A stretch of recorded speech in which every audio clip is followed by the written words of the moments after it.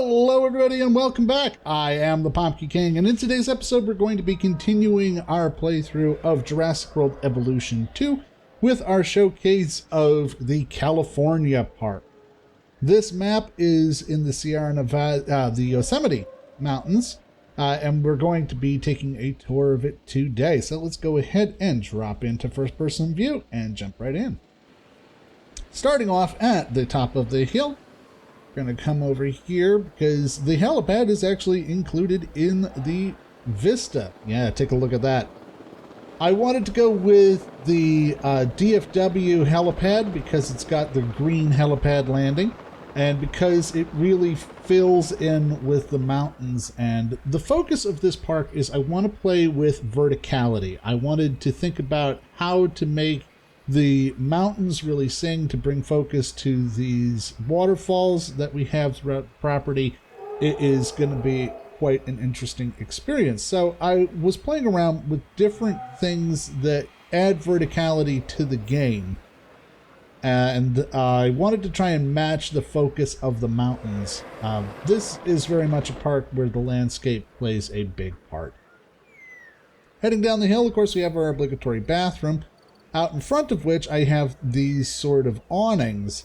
Now, in other parks I've had these for shade, but here I wanted to have them, again, for that verticality element, and to make it seem more rustic, more kind of Adirondack.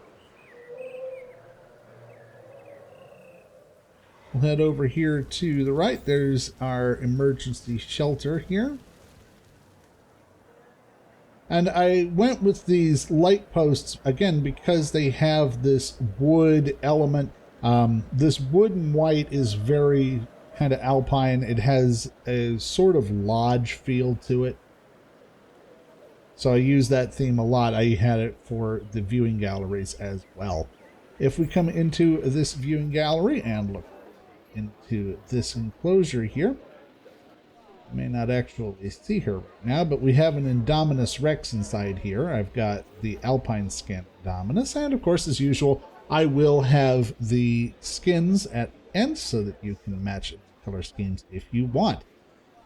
Popping out of there, you can see we've got these themed restaurants here. I've got all the amenities set up.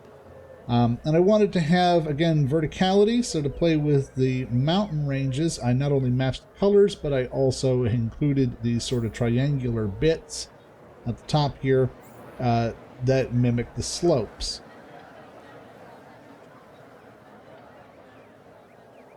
Speaking of slopes, as we come down the hill, we have directly in front of us, this is Brachiosaurus and Camarasaurus in this enclosure here. Once again, I do always try to blend in the food sources for the dinosaurs with the actual foliage. So here, even though we have a lot of these tall trees that are for feeding the Brachiosaurus and Camarasaurus, I like to try and blend them in with the native plant life so that it's not as jarring to see like tropical stuff around. The way to do this is you go in with a big brush, and when you get like these sorts of tree ferns and stuff, you go back in with the remove foliage brush and just get rid of that on a smaller setting. And that way you can go back in again with the same brush. It may take a couple of tries, but eventually you get the plants that you want because they're randomly generated. Heading down the slope, of course, over on our left, you can see those Brachiosaurs and the Camarasaurus right over there. Here again, playing with verticality. When you're on the ground, you want to be looking up at that 60-foot neck. And you also, from a distance, can see these dinosaurs' necks sticking out above the trees, which helps draw the eyes up towards the mountain.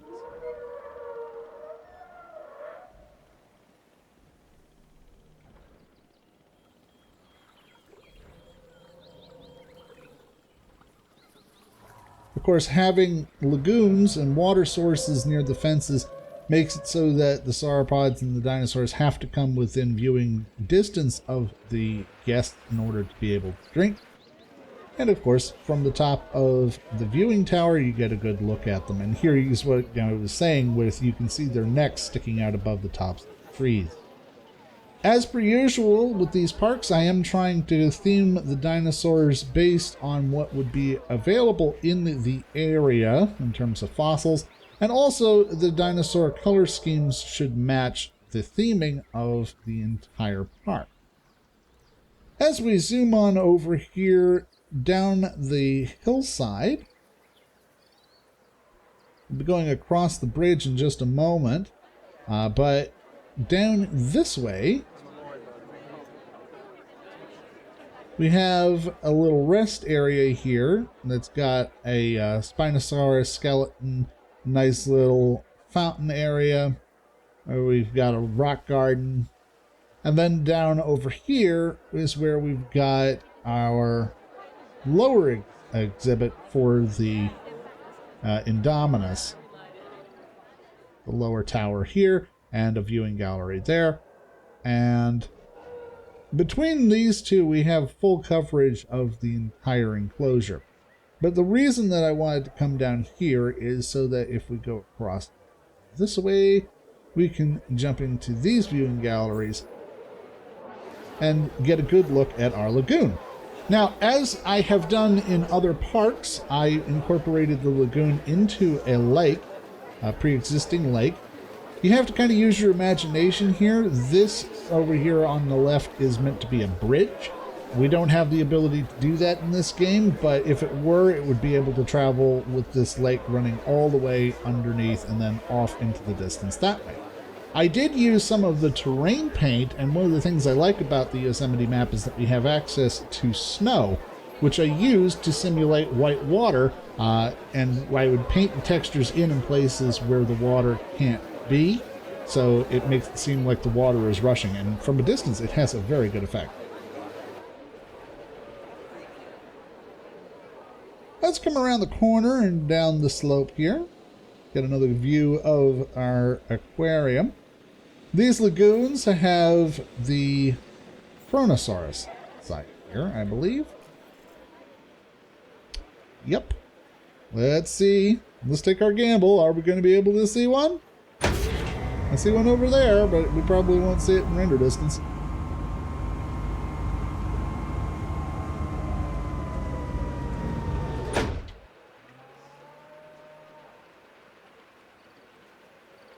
Nope. Well, I themed my Kronosaurus to have the orca pattern, so they're black and white. And this is not only to simulate the Kronosaurus, which is an animal that would have been found in this area, but something that is more fitting towards this kind of... you can see one swimming by. It's themed for this sort of area. Of course, Yosemite is inland in California, and it didn't exist during the time of the dinosaurs. But I wanted to have the orcas to kind of simulate the Pacific.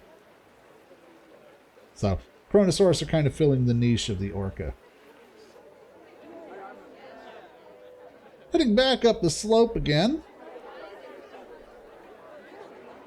we can go ahead and get over to the other side of the bridge.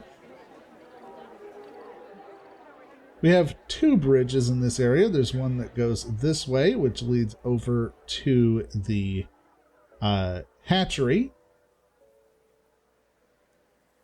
We stand here. You can see we've got this bridge that leads over to the hatchery over there. There's a little shopping area down there. And we'll talk more about that in a bit. But if we follow the walkway around over this way,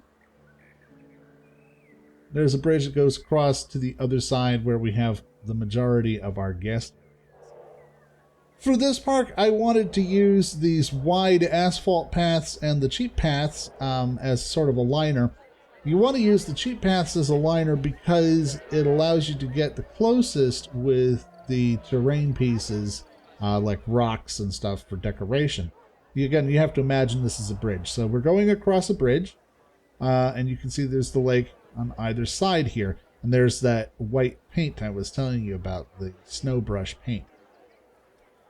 Heading up over this way, we come into this little guest enclosure. Once again, verticality is the theme for this park. So I have the Innovation Center and the hotels set up in such a way as to kind of blend in with the curves of the mountains here. Around the Innovation Center, we've got a number of these metal bits, adding to the verticality and to the irregularity of the mountains that we have in this area. And of course, you get this beautiful view of the high waterfall there, which, I mean, it's such a keystone part of this park that we're going to make sure that you see it from every angle. In line with that, I've actually gone ahead and set up the hotels to have excellent views as well. Take a look at the view from the hotel. You can see that snow pattern does kind of look like rushing water, at least from a distance. And then we have this river that leads down into the big lake here.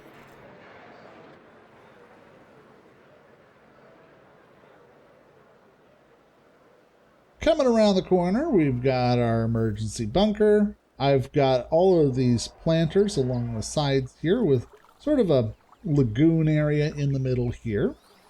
I imagine you got to use your imagination here. But what I would have liked to have had is like a big geyser fountain. It's not really possible to do that in this game. I did play around with the existing fountain options, but I couldn't get it to go inside of a lake. Not without mods, anyway. And by the way, this park is completely unmodded. Over on our right, we've got a big aviary here. I wanted this aviary primarily so that I could have the verticality of the dome. I didn't particularly care about the flying animals inside. We've got Tropicgnathus, and I want to say this. We got Tropicgnathus, and we've got the Marodactylus.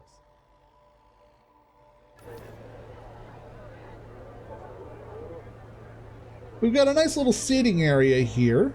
And I just wanted to incorporate the Jurassic World gates and have it framed with the mountains.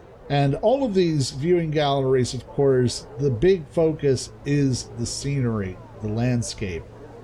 Yeah, you see the dinosaurs from here too, but I mean, come on. You're in Yosemite. You've got this beautiful view across the mountains here. And you get to see 3 waterfalls from this area. So it is well worth it.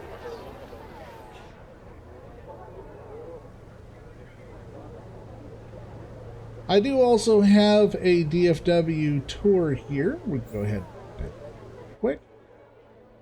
Heading out from the gate, we come around the corner and we use only invisible barriers here so that it seems like this whole area is cordoned off. I've double fenced it with the invisible barriers and with the regular fence. I used these Jurassic World... No, is this Jurassic World or Jurassic Park? These are the Jurassic Park ranger stations. So that I could have that wood paneled look. And we do, in fact, have dinosaurs on our dinosaur tour, but they're kind of not around right now. Here we go. Here's one. This is an Albertosaurus on the left. We have this whole area enclosed with the invisible fences. Alberta. Hey, buddy. And on this side, we have the big fences to simulate that we are trying to stop the dinosaurs from getting down into this valley, the canyon below. Traveling around the course here. I wanted to match some of the landscaping stuff with the actual surrounding mountains. So I terraformed all this up into hills and I painted it with trees and the terrain painting brushes, just like I did when we did the Bob Ross tutorial for Prehistoric Kingdom. If you would be interested in me doing another Bob Ross video for Jurassic World Evolution 2, go ahead and leave me a comment down below and I will see about doing so. Because it's an interesting challenge in this game for sure. Over on our right, these are Pachycephalosaurus. I actually chose these dinosaurs not only because they're true to the area, but also because their heads kind of simulate the mountains. I got the idea from the loading screen where it shows the Pachys fighting. Here we have Pachyrhinosaurus, and the Lorotype, no, beg pardon, Ouranosaurus inside here. I wanted the Ouranosaurus and the Pachyrhinosaurus because they kind of simulate buffalo. They fill a similar ecological niche to American bison, or they probably did back in the day. So having them together in this area kind of gives that impression. Of course, Pachyrhinosaurus is native to North America, Ouranosaurus is native to Africa, I know. But I wanted the Ouranosaurus because it's got the big hump in its back like a bison.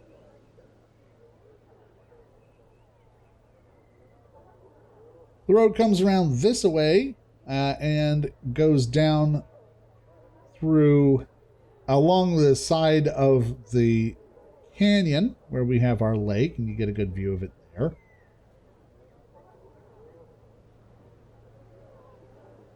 The terrain tools base in this game are not amazing. I don't know why Frontier couldn't have included the same kind of terrain tools that they have in Planet Zoo and Planet Coaster, because that would definitely make these curves a lot steeper, but it is what it is. I do like the water system in this game better than the one in Planet Zoo and Planet Coaster, though, so it's kind of a trick.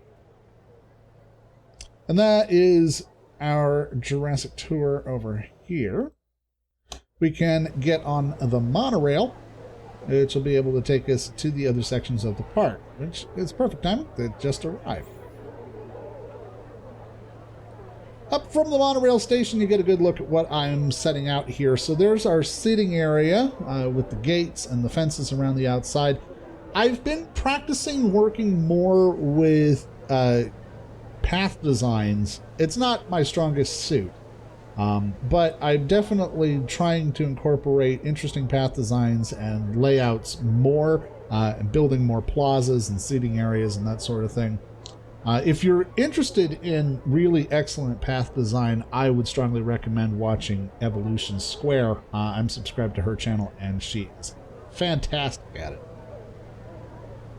Following the monorail, of course, we get that beautiful view of the waterfall, our central feature here. You get look down into the aviary there. You get the geyser view and the view across the mountains here. And this, of course, does go all the way back around to the main area. We'll continue that in just a sec. But we get, there's the river with the rapids.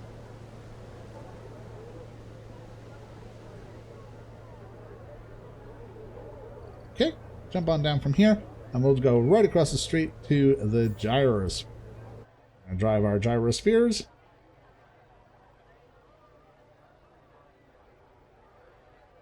So the gyrosphere, I wanted originally to kind of simulate a Zorb.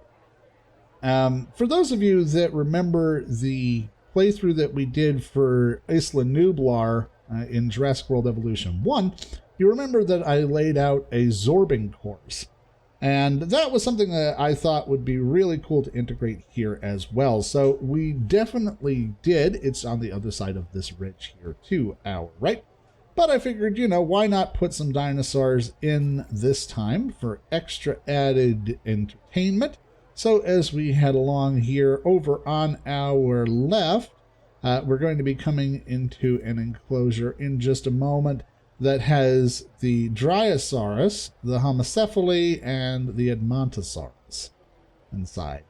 And I've got those dinosaurs specifically because they have matching kind of color patterns to the area. They have complementary colors to the Yosemite Mountains here. There we go. There's also Crichtonosaurus in as well. But there you can see the Dryosaurus. And I picked this particular color scheme because it matches sort of like a deer. It's like a fawn for a deer.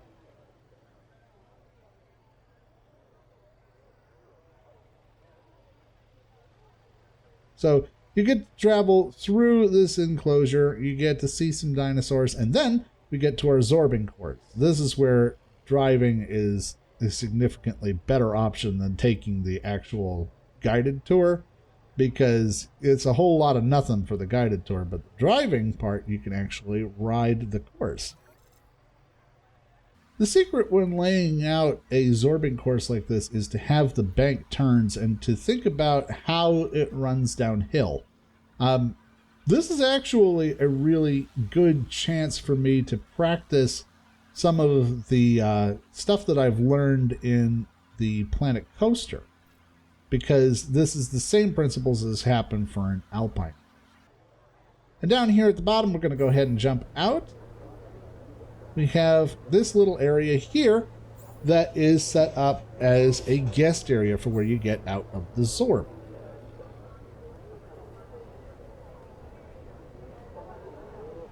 So it's kind of a convenient way to get down the mountainside. Here again, we've got these buildings themed. Verticality is the name of the game here. So we have a lot of the stick awnings. We've got a lot of this sort of rustic balconies and stuff around the outside. And I wanted to simulate the mountains, so I included the Biosyn emergency shelter as well, because it's got this green roof.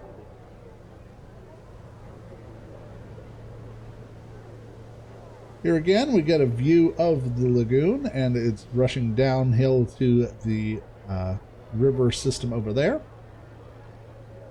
And that is pretty well it. The monorail, of course, comes along in a big line from one end to the other, and then back again. It's not a completed loop, it's just a linear system. But that is pretty well it for our California park. Now, if we take a look at the map. Okay, so here we go. This is entrance point.